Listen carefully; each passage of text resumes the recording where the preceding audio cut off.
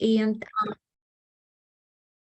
I'm very, very happy to introduce today our lecturer, Dr. Melissa Mazur.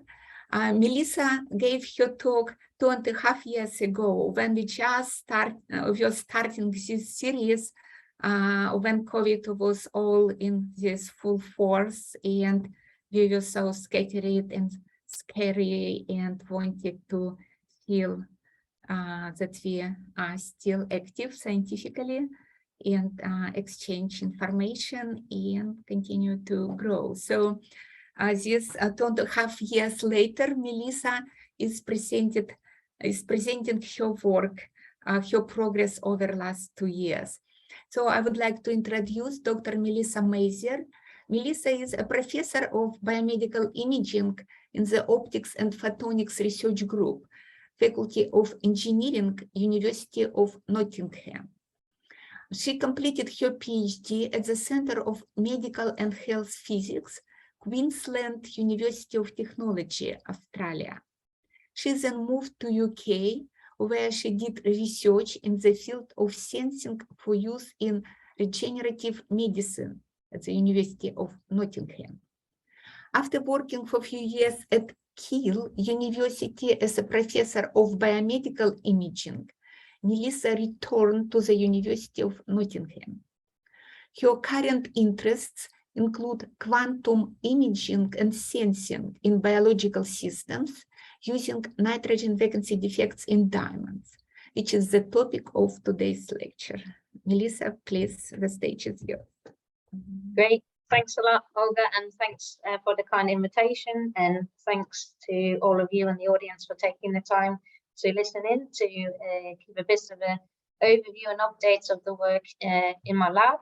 And as the title suggests, what I'll be presenting today is looking at this sort of imaging cellular and intracellular components, and using we'll be using the nitrogen vacancies in diamond as a sort of sensing probe.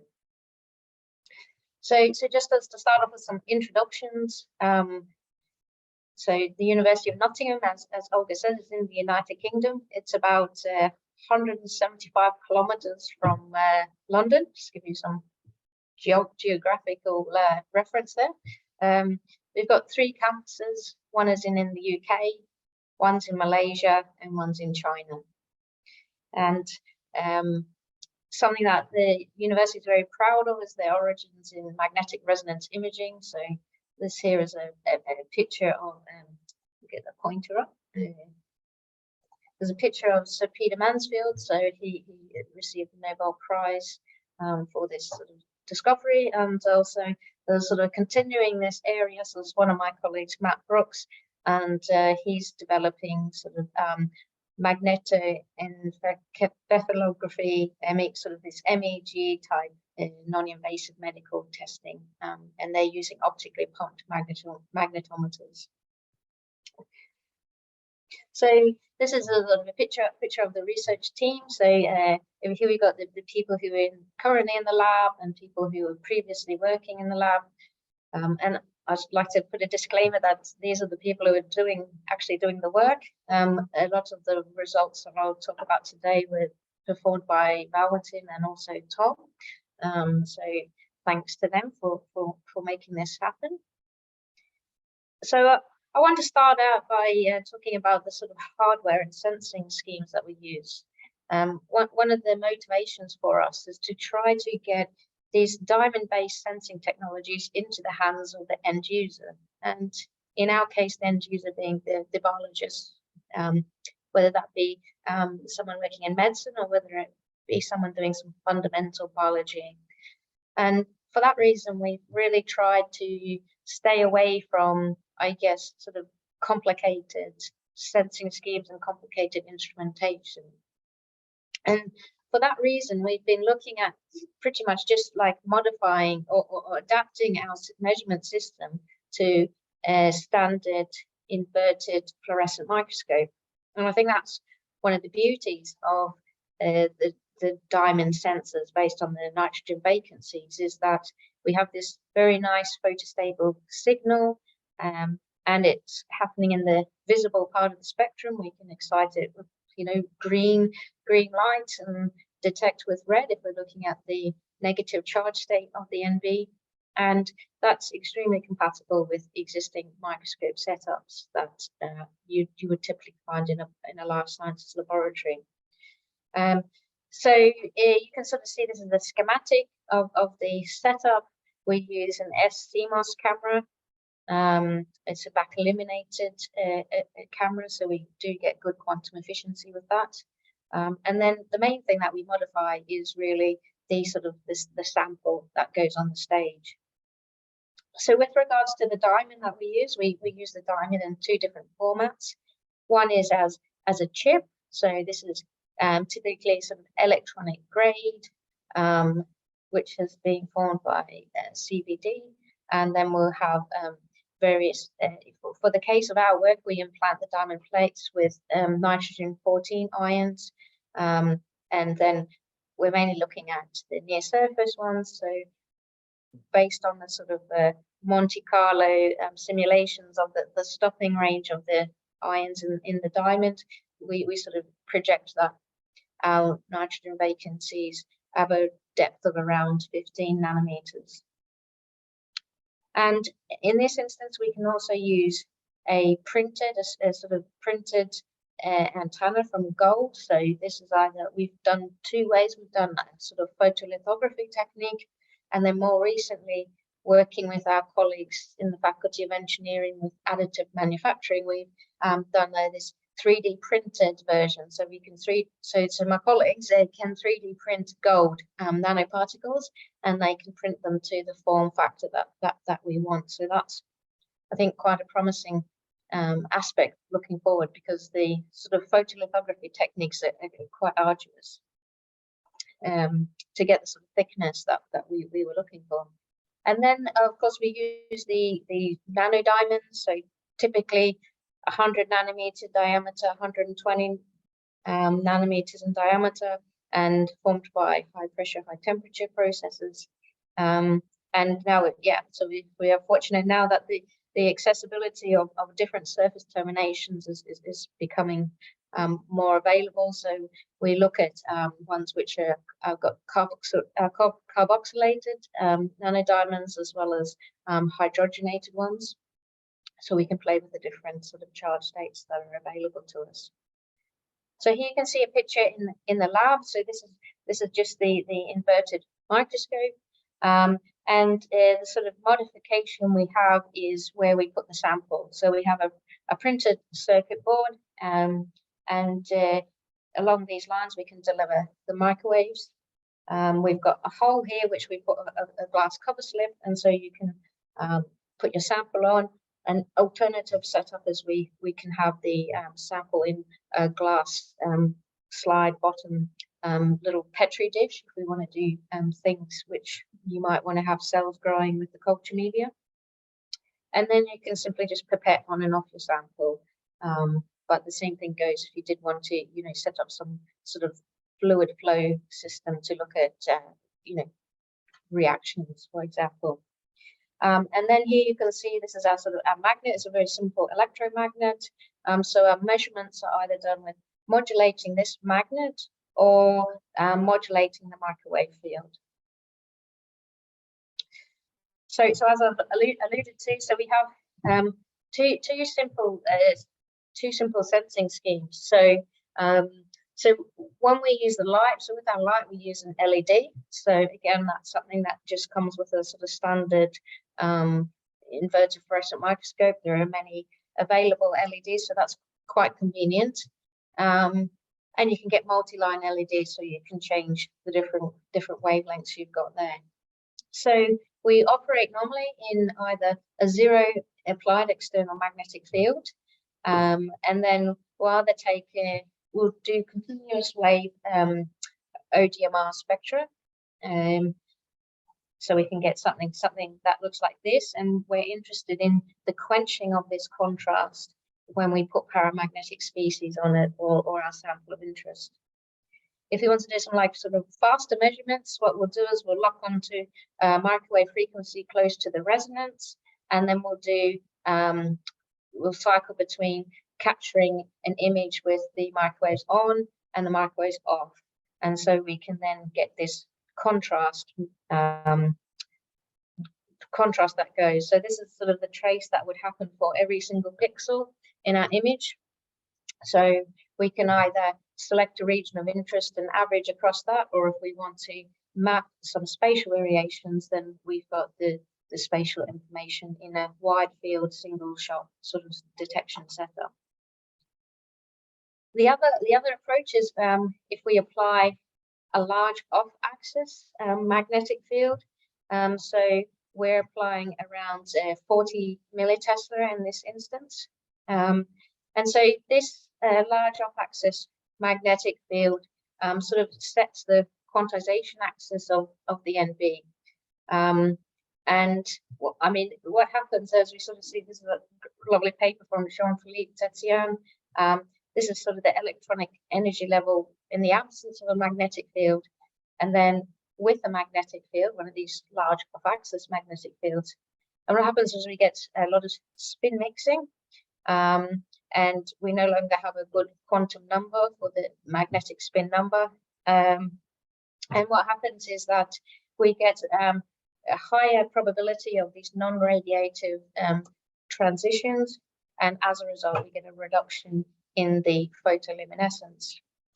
And so we do a very similar protocol where we have the electromagnet on or off, and again we can see the luminescence either goes up or down, and then we see that the contrast, this is just some snapshot of results, as we increase the paramagnetic species, we get a reduction in this contrast due to the spin noise that's added. So I guess the point of all of this is they're very simple. They're continuous wave measurements in terms of the light's always on. We're only needing to switch things at a rate of the exposure time, which is around 30 milliseconds. So we don't need any complicated, FPGA boards or pulsing systems to look at things. Okay, so what I want to have a look to just show you a bit of the ideas of why this would be interesting to look at paramagnetic species and in the context of medicine. So I guess probably everyone knows that paramagnetic species have at least one unpaired electron, and the degree of paramagnetism is proportional to the number of unpaired electrons. So, we quite often think of the lanthani series. Gadolinium is probably one of the best known species. So let's have a look at that. So, but in I guess in the body we've got endogenous paramagnetic species, and probably iron is one of the most widely known one, I guess, and manganese as well. So manganese stores in cells are quite important. And I don't pretend to know all these sort of signaling pathways in the cells, but you can see that they're quite involved, and that you can have ions sort of stored in ferritin in the cells, and it's got it is in various locations and has different functions, which as you can see here, we've got the mitochondrion, and then you've got some functions within the nucleus, and then you've got some sort of extracellular carriers of iron. Also, looking at the interactions between iron and manganese is quite important in terms of homeostasis in humans. And it's quite a very busy graph, but you can see that there's various ways in which the manganese and the iron regulate various processes within the cell. So I guess the main point is that measurement of iron and manganese and similar paramagnetic species in the cells is quite relevant for medicine and biology. There's also exogenous paramagnetic species, which I guess people perhaps are most known about these. Again, as I mentioned gadolinium before, and gadolinium is used very much so in magnetic resonance imaging as a contrast agent. And so that's been used for quite some time, but there's has been some concerns raised about the potential toxicity of gadolinium, and so there's work that's been going on to sort of develop magnetic resonant contrast agents further, such that they might be targeted. Again, that they might be gadolinium-free alternatives, so ones based on manganese. And then there's, in regards to the ones that are delivered in an intravenous manner, there are ones which stay in the extracellular fluid, some that pool in the blood, and others that target the organs. And so I guess the point here I'm trying to make is that there's a lot of development in terms of new MRI contrast agents. And we also need to find ways that we can see how they interact with cells, not only just from their toxicity, but also how they can help. So I'll show you some of that common doing, looking at these sort of cells which can take up agents. So again, also the other thing is looking at activatable agents. So looking here at a deep sensor. So excellent. All right. So okay, so that might go away, I guess, possibly. Yeah, there we go. Right, okay, so anyway, the point is that there's some exogenous paramagnetic species which are quite important for us to track and understand. So if we go to the next slide. Okay, so what so what we talk about is we were looking at ways in which we can detect the paramagnetic species. So we did some basic experiments where we had different salts in the aqueous solution of different paramagnetic strengths. So we had some gadolinium, we had some iron, and then we also had this gadabotrol over the edge here, which is an MRI contrast agent. So this was just to show the premise that we can effectively quench this ODMR contrast by increasing the paramagnetic species concentration. And effectively, the paramagnetic species cause spin noise, and this spin noise it interferes with the ability to polarize the spins, and hence we reduce the ODMR contrast. So this was just a sort of a proof to demonstrate that this method would work. And then just to demonstrate that we could spatially map this. I've got no idea why this line is here, by the way. But anyway, so we had some liposomes, and then we had some gadolinium labeled lipids, which we incorporated in the liposomes. And we were able to show that you can spatially map this contrast on this sort of on the liposome. So it was sort of demonstrating that not only can we see it on a sort of liquid state sample, but we can also see it and get a spatial map. So that was a sort of a basic demonstration. Some work that Tom also led was looking at encapsulating some gadolinium compound within these unilaminar vesicles. And if you can see here, so he's done one where you've got, so the black line is like the control liposomes without any of this gadolinium compound. And then some samples which have been dialyzed to get rid of the sort of uncaptured gadolinium. So we see that when we've got those and they're close proximity to the diamond, then we start to quench the signal. But then by addition of a detergent, you're able to lyse these liposomes, these unilaminar vesicles, and you release off some of the paramagnetic species, and you lose your signal. So this is sort of shown here where you've got this contrast. So this is just the starting dialyzed sample, and then after various time points with the detergent, you can see you start to lose the signal. And a similar thing can be said for manganese type setup. So again, you've got the control, you've got dialyzed, and then as you lyse the sample, you reduce your contrast. So the idea of this was we're also trying to like mimic sometimes of sort of, I guess, if you like, ion exchange across a bilayer, a membrane, which would mimic a cell. So this sort of approach shows that you could, in theory, look at the release of paramagnetic ions across a lipid bilayer membrane, which would be analogous to a cell. But the stuff that Tom has been looking at most recently is looking at this new type of MRI contrast agent, which are based on these texaphyrin. So these came out of the Cellular group in Austin, Texas, and they're looking to sort of commercialize these. And why they're quite interesting is they're cell permeable contrast agents. So I mentioned before there was some sort of contrast agents which pool in the blood, and they're great if you want to look at the vasculature.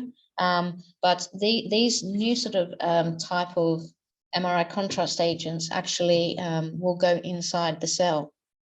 And there's two types that have been used in the lab. The first one is a gadolinium-based one.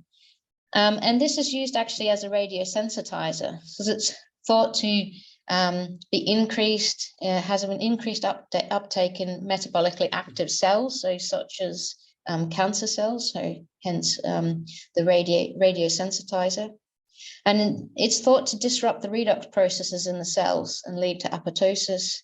And there's a hypothesis that this gadolinium texaphyrin deactivates the cellular antioxidant system and hence also adds towards the sort of, I guess, toxic nature of it. The other one is quite the opposite sort of effect. So the manganese-based one is a mimic of SOD for the decomposition of reactive oxygen species. And it's actually thought to be a promising therapeutic agent to mitigate the oxidative and nitrogen toxic effects of neurodegeneration.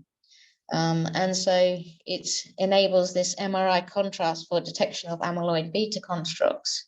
So they sort of have totally differing sort of, I guess, effects on the cells. And I think Tom will attest that the gadolinium-based system certainly was more toxic to the cells, which did, as also make the measurements a bit harder. But here you can see again, looking at the gadolinium sort of texaphyrin concentration dependent. So we've got a concentration dependent quenching of the ODMR signal.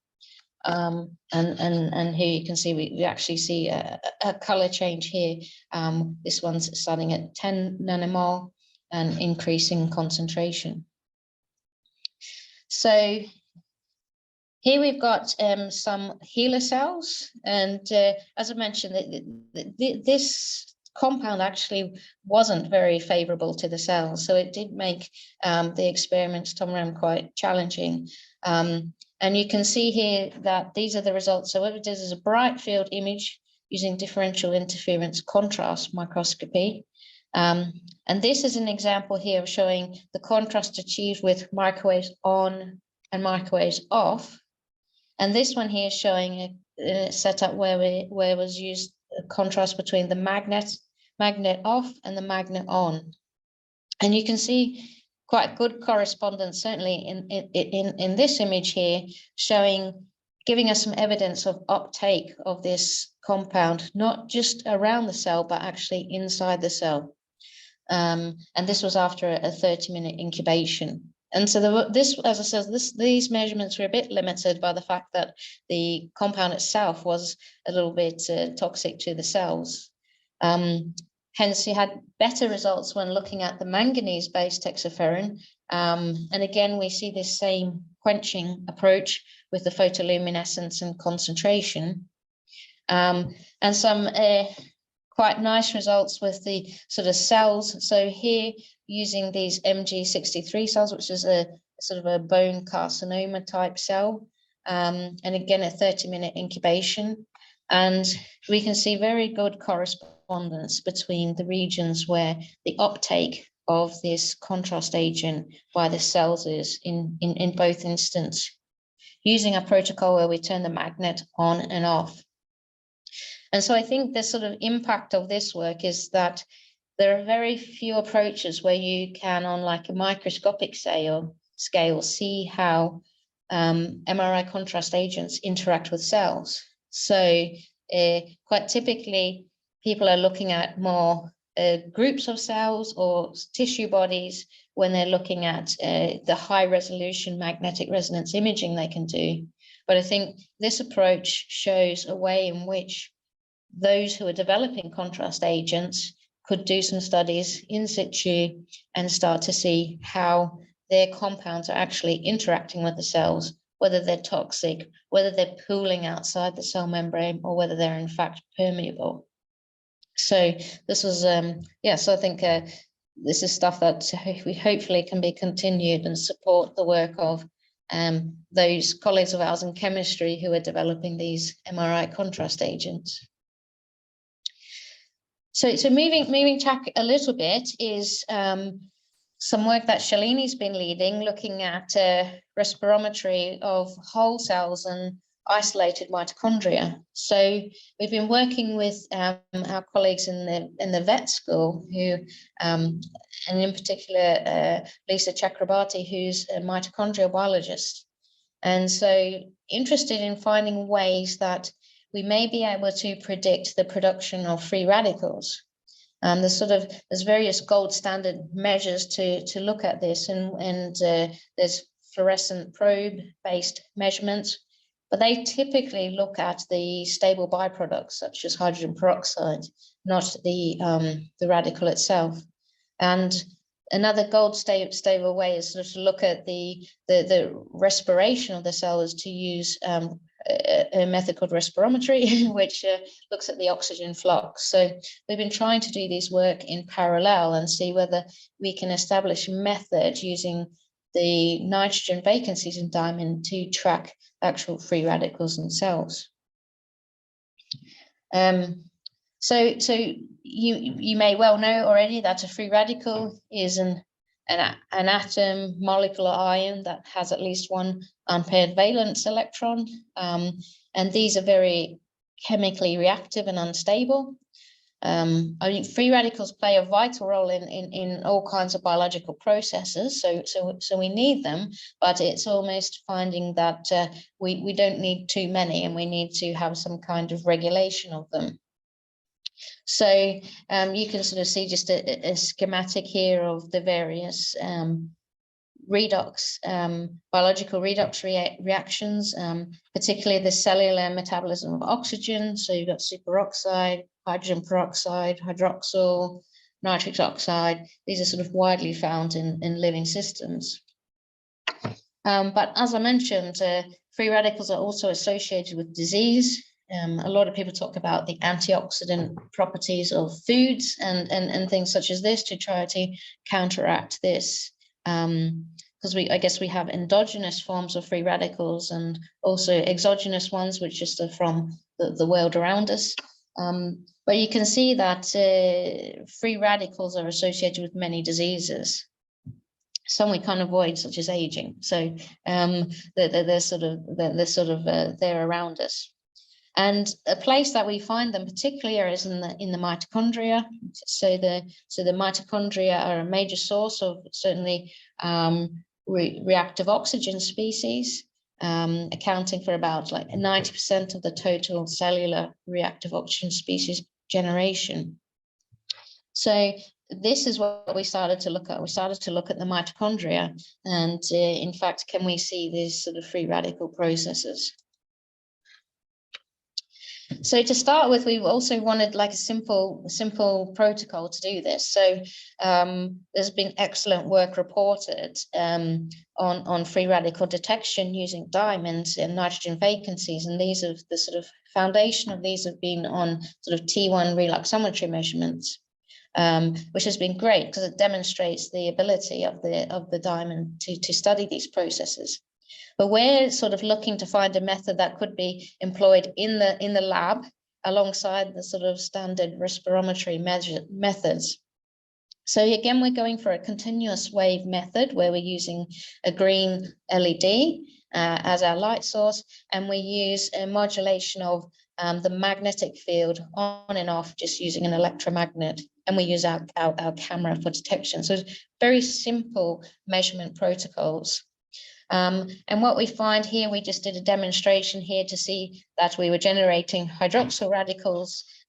This was just an experiment where we had UV photolysis of various concentrations of hydrogen peroxide, and we could see that we had this ratio of reactant to product photoluminescent contrast. It increased as we generated more hydroxyl radicals. So this is just to show you that we have this protocol that we have developed is able to capture these radicals being formed.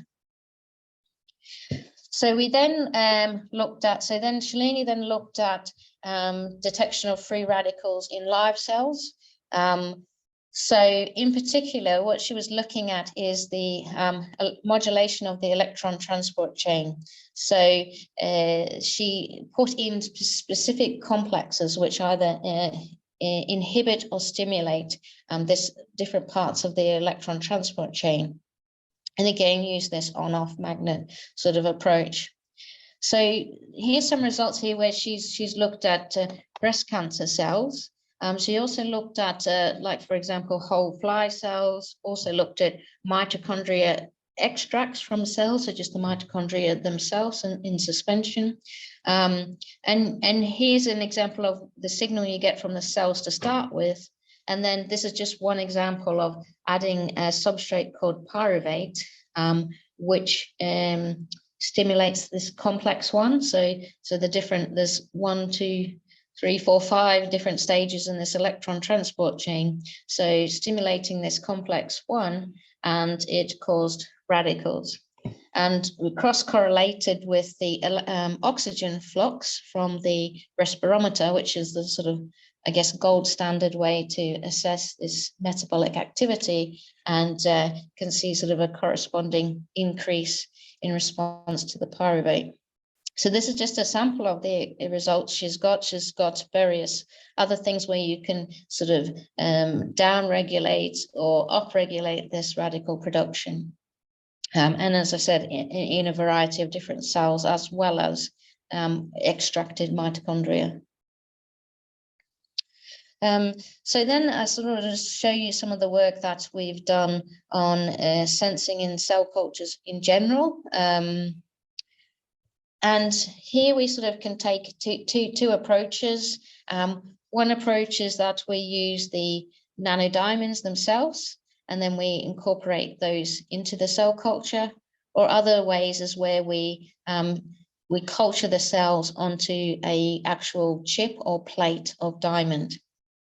And there's various ways, again, that we've looked at incorporating the diamonds with the cells. So some work, again, this work here is from Tom, and this is simply some endocytized nanodiamonds. So they've just been taken up through the clathrin channel. So this is what we can do for live cells. Tom has also done some various antibody conjugated nanodiamonds for receptor targeting. And here you can sort of see some sort of regions here within that cell, and looking at the ODMR signal from that.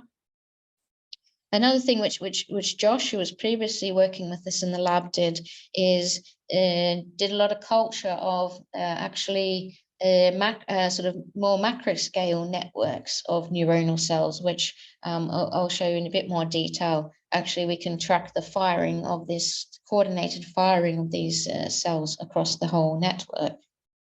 And then another piece of work that Josh did was relating to seeing if we can incorporate the cells into structures which mimic the architecture of tissue, sort of representative of a physiological cell niche. So the sort of cells that we've mainly been looking at are from the brain. And this example, here we've got mouse primary cortical cells. And as I said, the idea is we have the diamond plate, and then it's added to the sort of culture dish, and the cells are grown on that. Or what we do is we have the cells, they'll be growing, in this case, for 14 days, and then the nanodiamonds added and the endocytosed. So again, this is just showing some markers. So the DAPI marker showing the nucleus, and then we've got the tubulin marker there for the actual sort of, I guess, the protein related to these cells. And in this case here, you can see the red parts indicate where the diamond has been endocytosed. So again, this work here is showing you that we got a nice network of cells growing. So that's a good thing, because I guess the cells don't necessarily grow terribly well, but we have to sort of maintain a sort of surface treatment of the diamond to promote these cells to grow. And then we had the corresponding sort of calcium reporter, so fluorescent calcium reporter, which indicated that the cells were actually spontaneously firing. And this here shows you the sort of spontaneous firing of the cells from various regions across the diamond surface. So there was the fluorescent reporter, the sort of commercially obtained fluorescent reporter, but also this is something that Josh did as well. So he looked at the ODMR signal and he locked onto a specific frequency, and he looked, then recorded the photoluminescence. So with the addition of microwaves and without microwaves for live cells, and then also for the dead cells. So I think these results sort of would need to be fully further investigated. And it's not something we've published, but I thought I'd just share it with you today. You could sort of see some kind of periodic signal going on here when we've got the live cells, whereas these are sort of absent in the dead cells. So there's potentially some electrical activity modulating this photoluminescence, but I think, to draw further conclusions, one we need to do many more sort of repeats of this.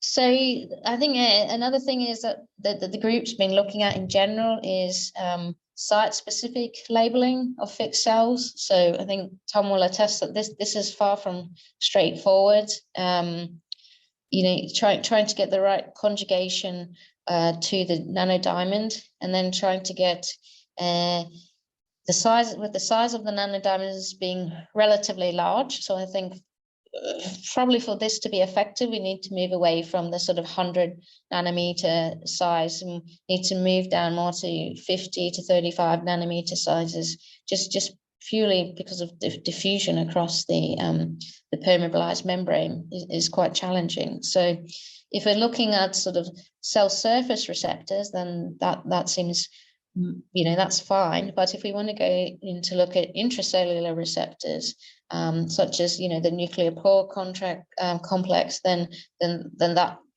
the use of larger nanodiamonds becomes tricky, and then also trying to prevent non-specific binding is also challenging.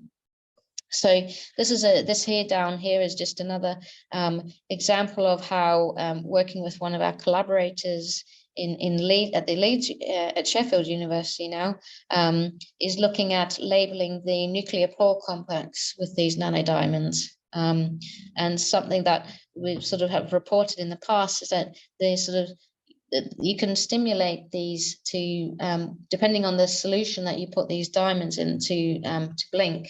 And you can use the blinking of these nanodiamonds to perform a single molecule localization microscopy, very, very much in the way that people have been using in the past, but people have used various organic fluorophores.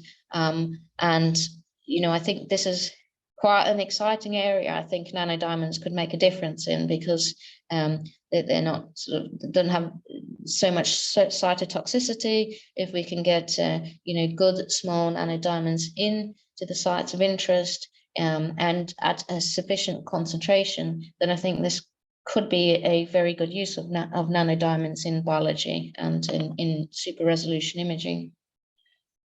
Another approach is looking at how we can look at getting the nanodiamonds out of the endosomes. So what we found is when the nanodiamonds enter cytose through the clathrin channel, they sort of get coated by an endosome, and so that limits their ability to reach a target site, and also it reduces their sort of sensitivity because the surface is now coated in this endosome. And so there are various approaches that can be used, and one we looked at was using this polymer PEI, which promotes an endosomal escape.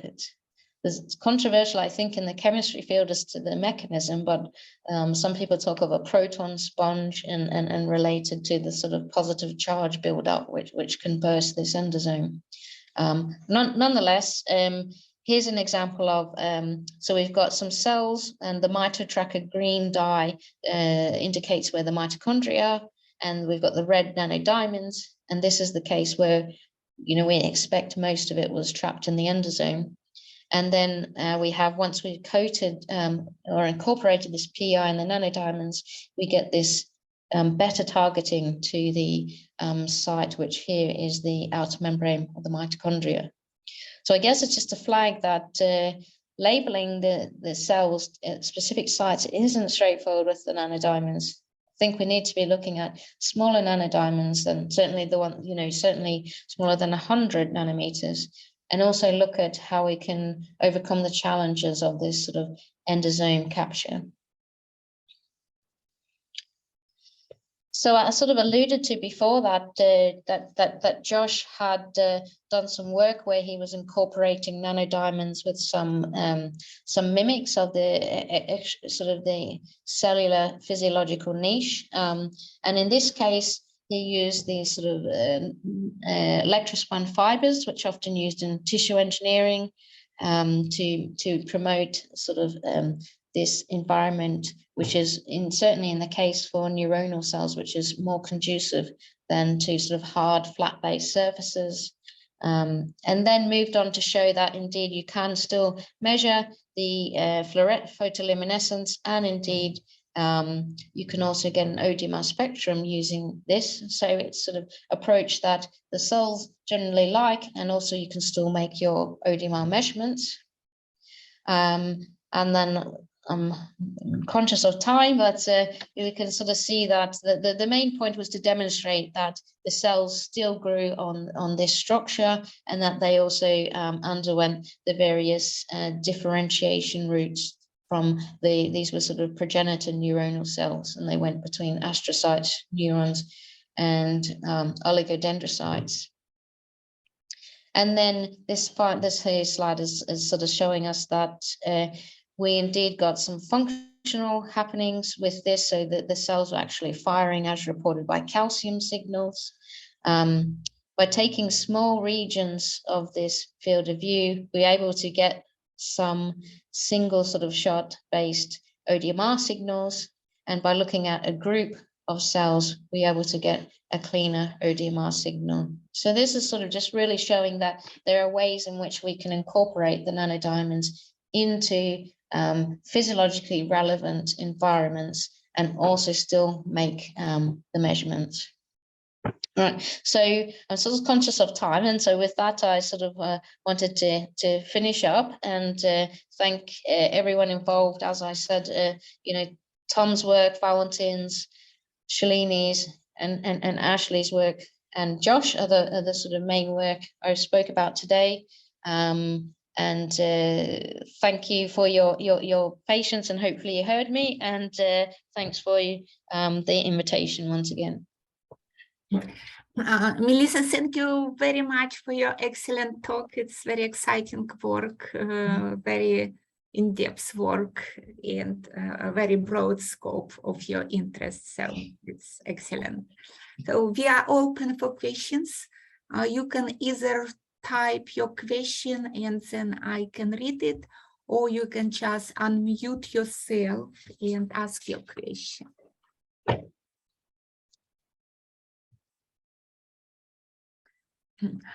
So maybe I can start with my question while people are prepared for their questions. So there are two major formats of using diamonds for intracellular imaging. So one is using nanodiamond particles, and another one is using diamond plates external to cells, as opposite to nanodiamonds being inside cells. When, say, a biologist is interested in some biological problems and consider to use NV as sensors to their task, in which cases people should go with nanodiamonds, and in which cases it would be preferred to use diamond plates. Just a general question, and is it to comment in general also? Sure. I think, well, certainly if you want to look at things intracellularly, then I guess the point is you need to go in the cell. So I guess then for that instance, you want diamond particles. But there's also another option. So there's been demonstrations where diamond plates have been fabricated with these sort of nanoscale needles, if you like. So they don't necessarily sort of like damage the cell terribly, but the sort of the cell can sort of form around the pillars that are the posts of the diamond. So I think that they're sort of the options if you want to look at something intracellularly. But then again, I guess it also depends on what you're trying to sense. So if you're trying to sense something that's a field that you could measure at a distance, so say it's like a magnetic field, so say you think that there might be some magnetic, some might be a magnet, a biological magnet in the cell, then you can measure that at a distance. If you want to look at something that we've been looking at, like these free radicals or anything that generates spin noise, and that's going to be very proximity dependent. So you need to be within, you know, tens of nanometers of that. The diamond plate base, I guess, is very good if you want to look at things that are secreted, you know, spatially. So there might be reporters that come out across the membrane of the cell. They're very good to look at like focal adhesions of the cell. And I guess if you then want to look at coordinated effects over a wider range, because I guess probably most of us are working with diamonds know that nanodiamonds, individual nanodiamonds can have various coherent properties, but if you're looking at the diamond chip, the whole chip generally across it has a more uniform sort of T1, T2 response. So you can, I guess, reference spatially across different regions a bit better. Know that. Okay, thank you. Hey, Melissa, I'll ask one quick technical question. Okay. Related to the microwave ODMR a bit, maybe 5 or 6 slides back. Oh, yeah. So that was that on the, because you basically showed 2 different cell cultures. Was this over a plate or over? Let's see. Let's see. Some reason this is here we go. Right. Am I coming close? There, yeah, this one. Here. So yeah, was this over a plate or particle, or these are particles? These are nanodiamonds. These are yeah, nanodiamonds. Yeah. And then, so I noticed that the overall photoluminescence intensity between no microwave versus microwave. So that's an overall drop once you're on resonance. Yeah.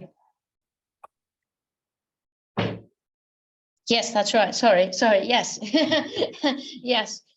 So I guess, yeah, when you're down at this part of the graph, I guess we're sort of almost comparing photoluminescence from somewhere here to somewhere here, I guess. But yeah, I sort of more put these in as a curiosity. I think Josh did loads and loads of these sort of cultures, and there's so many of these graphs like of this, but yeah, I'm still not convinced what we were actually seeing. I'm still really intrigued by the sort of new papers that are coming out more and more talking about sort of the effects of charge states, and I'm wondering if this was more in a sort of electrical effect, you know, rather than a magnetic effect would be. No, exactly, because it looks like You know. it's roughly 3%. You know, it looks like it's reasonably periodic. And Yeah. a pretty good magnitude, pretty measurable magnitude. Yeah. And since you're looking at this basically on the steep edge of the curve, I'm wondering if this is a Oh, it well, starts due to a shift or whether or due to Yeah. actually the magnitude. So yeah, this is very interesting. Yeah, I mean, it's something that, as I said, I'll share in this sort of formats. We haven't published because I don't think we have enough, you know, like it, but it's just a curious thing and maybe something we could pick up again. I think what's really nice now is that there's more accessibility of the different diamonds, you know, like I think doing this experiment with hydrogenated diamonds would be quite interesting to see if there's more an amplified effect. So yeah, well, as I said, we're really privileged now to be able to have the different surface terminations. So I think something like this would be interesting to do it with, for example, carboxylated diamonds and hydrogenated diamonds and see, you know, is this a spin noise effect or is it a charge state effect or, you know, something like this. So, but yeah, interesting. Yeah, great. Thank you. Thanks, Marco. Melissa, I have another short question. You mentioned that you also worked with blinking nanodiamonds and consider them in, I think, super resolution application. So how did you induce blinking? Did you use just small diamonds or you treated them to make them more blinking? Yeah, so it'd be interesting to know. I don't know that we got to the bottom of it. So yeah, so this is the graph here. So so we used 50 nanometers was the main ones we had success with. They were carboxylated surfaced, but we only found that they blinked when we had them in different buffers, and we could actually modulate the blinking rate dependent on the buffer. So I don't know. Oh, excuse me. Sorry. I don't know if it had something to do with the electron affinity or of the surface. But yeah, it would again be interesting to try with maybe some different surface terminations. But in practice, we were able to acquire the images about a factor of 4 or 5 times faster than with the organic fluorophores. And I think I generally think this would be a really good application for the nanodiamonds, because you can, you know, even if you could have it in like live cells, for example, I guess, but you could do, you know, time course studies with this, which you can't normally access with these organic fluorophores because they're sort of either photobleach or they require, you know, fixing in unpleasant chemicals. So I think, yeah, this is a genuine, real application, I think, for these. Excuse me, I think it's going to be an issue of, I'd be interested if people in general have found strategies in which they can effectively target receptors in cells. I think would really open things up, because it's a matter of getting the concentration of the signal there, and the amount of targeted diamond as compared to non-specifically bound is I think probably the bottleneck at the moment. Okay, thank you very much. Thank you. If anybody has any questions. Then I would like to thank Melissa again for your excellent lecture. It was very instructive for all of us to learn on your work, and I wish you to get very exciting new results, and hopefully to hear you in a year or so again. Yeah, our virtual lecture series. And a shout out to Valentina, I think, who's joined us, and Tom and Ashley. So shout out to them for all their efforts, all their hard work, as why I can present this. Okay.